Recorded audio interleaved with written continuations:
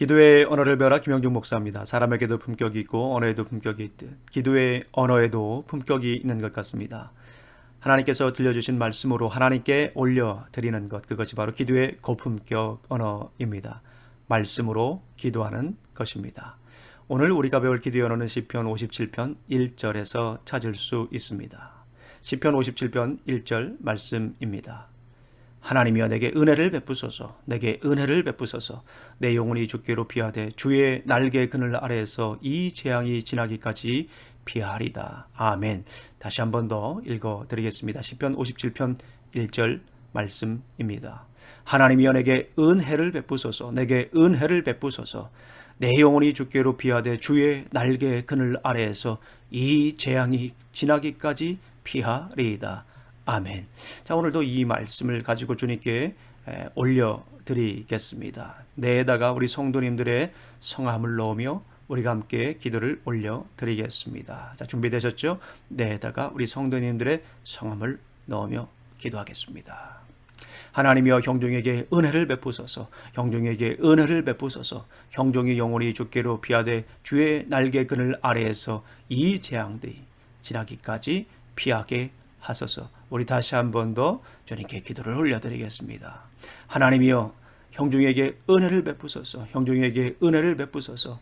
형종이 영원히 주께로 피하되 주의 날개 그늘 아래에서 이 재앙들이 지나기까지 피하게 하소서.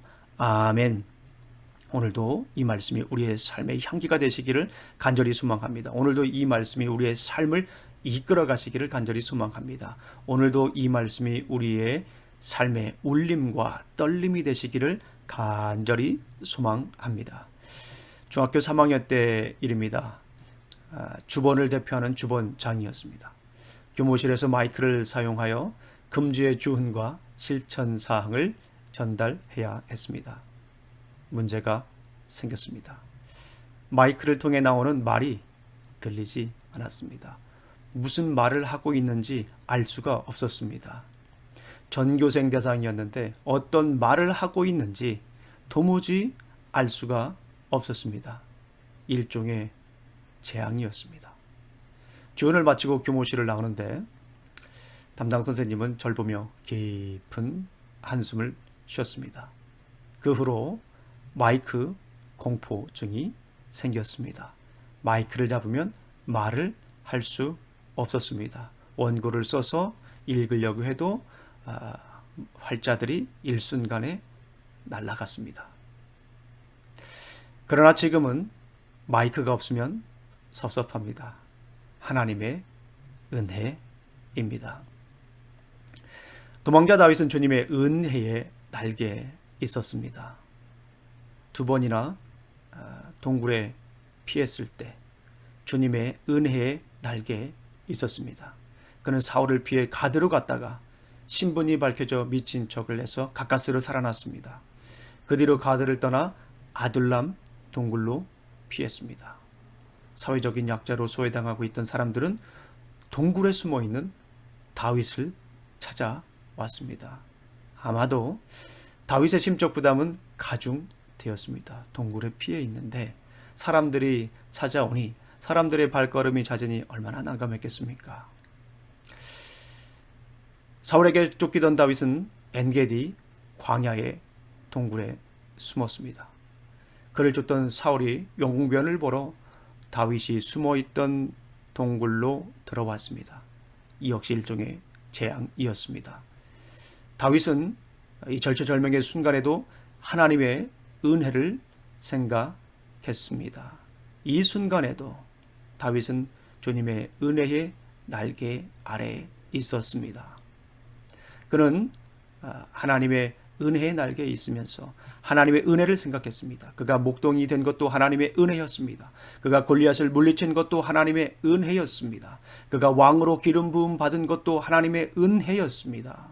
그가 광야의 도망자가 된 것도 주님의 은혜였던 것입니다. 이 절체절명의 순간에 그가 스스로 결정하지 않았습니다.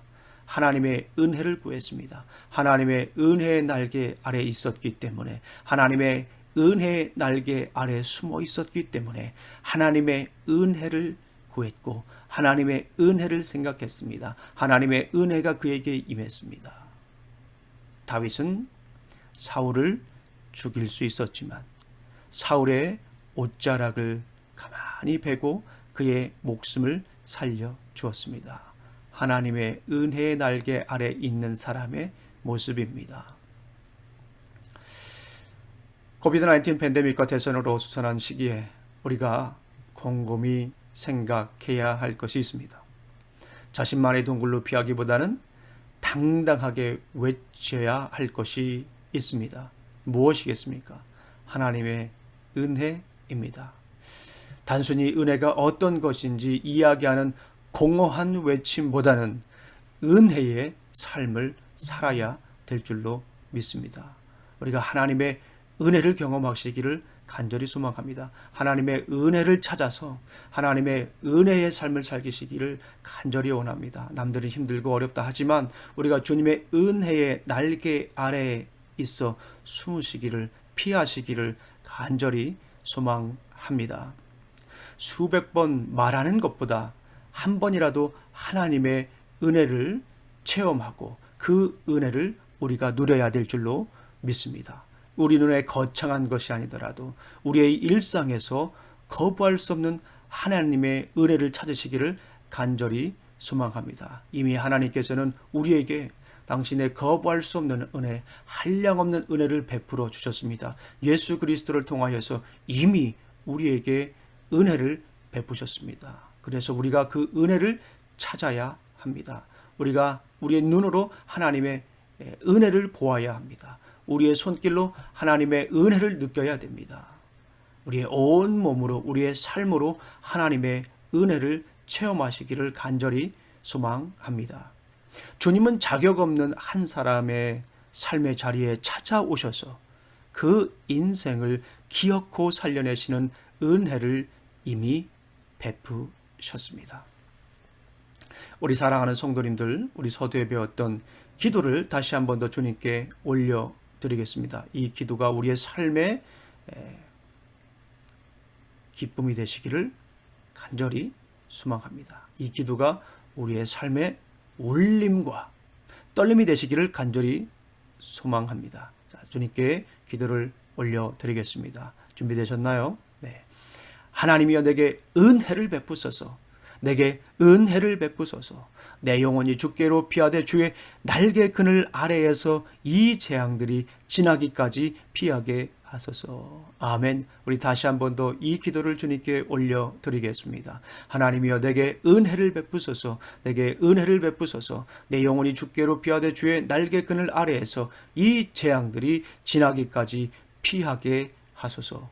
오늘도 어떤 일들이 일어날지 예측은 할 수 있지만 장담을 할 수가 없습니다. 오늘도 이 말씀을 붙잡고 승리하시기를 간절히 소망합니다. 오늘도 이 말씀을 붙잡고 주님의 은혜의 날개 아래에 거하시기를 간절히 소망합니다. 기도하시겠습니다. 하나님 아버지 참으로 감사합니다. 오늘도 귀한 날 주셨습니다. 아버지 귀한 말씀 주셨습니다. 이 말씀 붙잡고 오늘도 우리가 살아가겠습니다. 주님의 은혜의 날개 아래 거하겠습니다. 주님의 은혜의 날개 아래 숨겠습니다. 주님, 오늘도 우리에게 은혜를 베푸소서. 오늘도 우리에게 은혜를 베푸소서. 예수님 이름으로 기도합니다. 아멘.